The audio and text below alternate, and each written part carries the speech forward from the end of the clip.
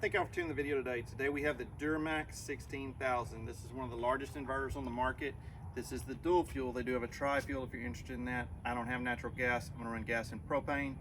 But you know, if you wanna run your house, your neighbor's house, or maybe your house and the RV, this has two 50 amp plugs on it. So that's a really nice feature if you need to run bigger, larger stuff.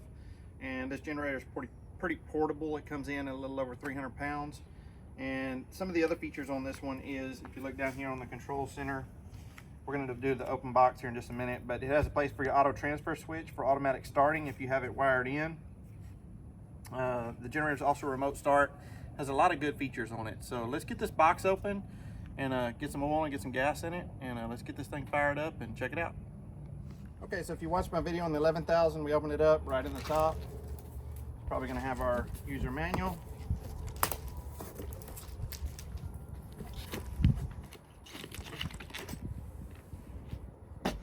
And right off the top, you can see this one has a gas cap on it. It shows 10.6 gallons is what it holds. And then if you come in, zoom in right here, you can see got your start here packet, user manual. And anyway, let me get the rest of this box off. We're not going to video that because I don't want to bore y'all, but we'll be right back. Okay, so I got that off, got this side cover off, the operator section's on that side. You know, one of the things I want to talk to you about is this generator definitely dwarfs the size of even the 11,000. It's a pretty good sized generator. Very portable, very easy to use though. And one of the things that you'll need to do is it's going to take 1.5 quarts of oil. Make sure you get just standard 10W30. You do not want to use synthetic for break-in on any engine. So I've got 1.5 quarts here of standard. The unit comes with a funnel to put it in here at the top. You also get your propane regulator. In the tool bag, you get this T-handle to take the cover off.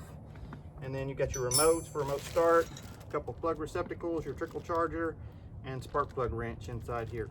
So what I'm gonna do first is I'm gonna go ahead and get the oil in. You can see the negative battery post is off, hanging right here, the bolt's in it.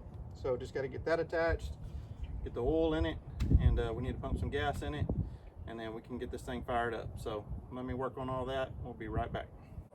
All right, so one of the things I recommend is ethanol free and everything, you know, generators, anything that's gonna sit for sure. It's a little bit more money, but I definitely recommend it.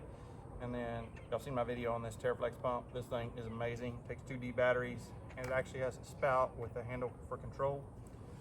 So let's go ahead and get some gas in this generator.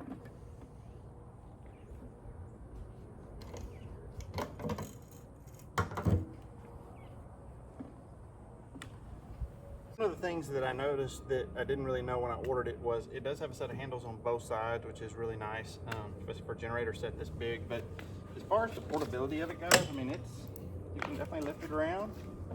You can push it pretty easy, so not too bad for the size it is and how many watts it is. And you know, I'm gonna do some videos and we're gonna do some fuel consumption, testing the efficiency on this inverter and see how it does. But for now, we've got gas in it.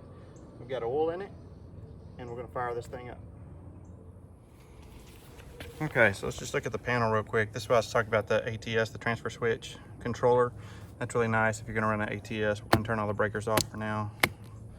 And then this right here, two 50 amp plugs. Hook your RV up to one and your house up to the other. Pretty nice. So GFCI is here. You can see that's a GFCI 20 amp. That is also a GFCI 20 amp. We're gonna go to gas. Let's go ahead and turn the valve on so the carburetor can fill up. We'll turn the low idle off for now. Let the unit power up, and then let's go ahead and start it up.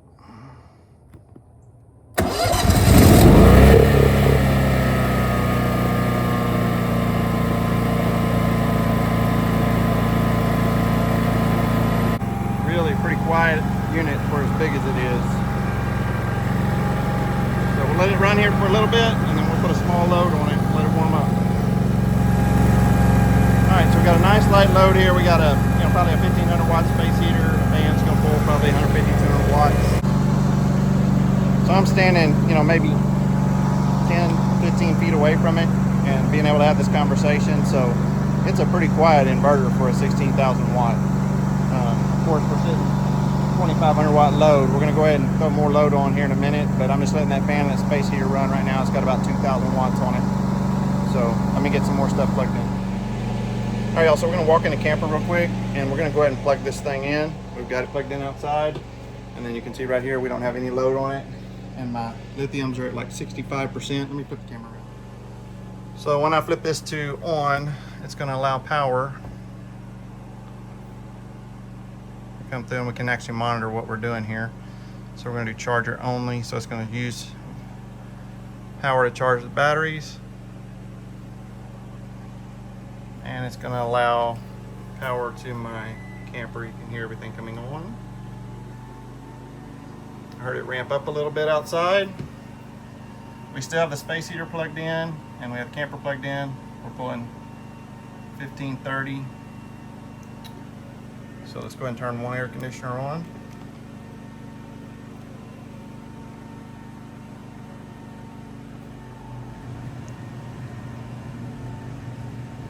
Not even really phasing that generator out there. All right. So up to 2760. Let's walk back here to the back. Turn the light on in here. And then we've got another 15K BTU air conditioner there. Set it on 60.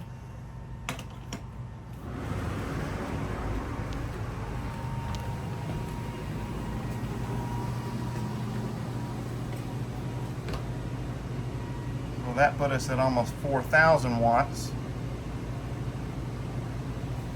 Okay, let's walk up here. Turn this one on. We have another 15K BTU air conditioner. Let that one kick on. Let's walk back down here. Let that compressor kick on. Alright, so we're pulling. Let's make sure the compressor's on. About 5,400 is what it looks like here. Still going up a little bit. Let's walk outside. Let's go take a look.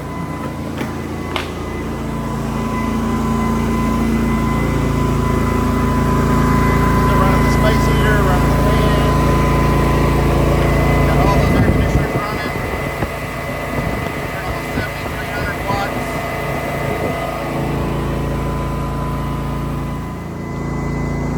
Again, this is me probably 15-20 feet from it, able to record. It's not a bad amount of sound for the load that I have on it, pulling basically 7,500 watts total. So let me add a little bit more load to it here in a second, let it run like this, and then we'll see how it does.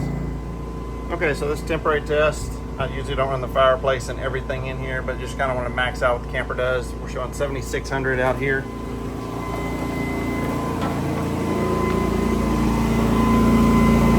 Still running our space heater and our fan out here. On top of that, we are pulling 9.4 out here right now. 240 volts, 60 hertz.